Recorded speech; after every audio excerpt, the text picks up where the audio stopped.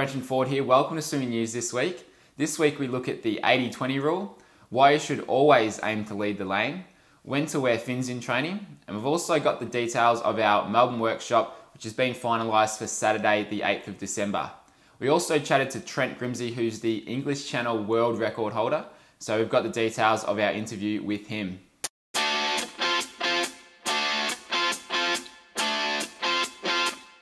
Now you might have heard about the 80-20 rule, where 20% of things get you 80% of the results. And in swimming, I've found that that's usually body position. So if you want to improve your swimming, a lot of times the 20% of things that you can do comes down to body position. So that's why in the Mastering Freestyle program, we go through a lot of body position drills. And when I'm working one-on-one with swimmers, I'll work on their body position because they'll feel the difference when we improve their body position. If you're wondering when to wear fins in training, then there's three situations that I usually use them for in our squad. The first one is for drills. So in the Mastering Freestyle program and effortless form, then I often suggest wearing fins because it will help you do the drills right. The second one is we use them a lot for speed work. So if you want to get your stroke rate up and your speed up and get used to racing, then it can be good to put on fins. We sometimes also use paddles as well, but fins are very good for getting your speed up and getting you used to swimming at race pace. We also use them a lot for kick, because if you want to improve your leg strength, then quite often it's good to put on fins to develop your leg strength. If you're in a lane with swimmers about your speed, then your goal should be to lead the lane. Rather than hanging back and wanting other swimmers to go in front of you, get out there, take charge and lead the lane. Not only does it make you work harder because you're not dragging off the other swimmers, but you also get clean water, so it's not quite so choppy and you're not sitting in everyone else's wake and in their waves. So get out there, lead the lane and take charge, and you'll improve your swimming that way because you're training harder and you've got the pressure of working hard out the front.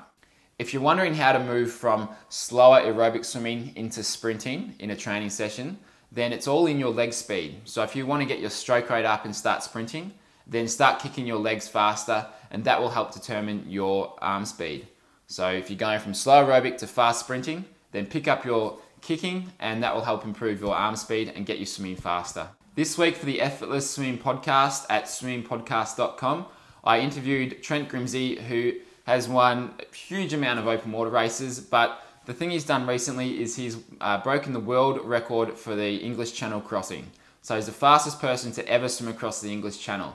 So I interviewed Trent this week to talk about his training, technique, race strategy, mindset, talk about a lot of things that you might find useful for your own swimming. So head on over to swimmingpodcast.com and you can listen to that interview with Trent.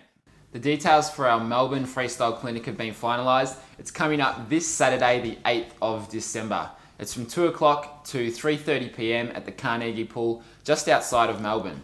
Now what I'm going to be teaching there is I've been fortunate enough to work with a lot of good swimmers over the last few years. They've broken world records, national records in master swimming.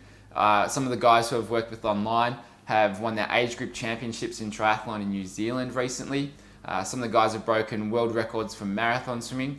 I'm going to be teaching everything that's been working well for these swimmers over the last couple of years. I'm going to be teaching them in this 90-minute action-packed workshop. So you won't be stuck at the pool all day like you are with most clinics. This is a 90-minute session where you're going to be in the water, going through some drills, some exercises, practicing different things with your swimming, and it's going to be a lot of fun, but you're also going to learn a lot. So it will give you some stuff to come away with where you'll improve your swimming on that day and also for the next couple months as you lead into your events. So if you want to register for that, then the link is at the bottom of this video. That's it for news this week. Catch you next week.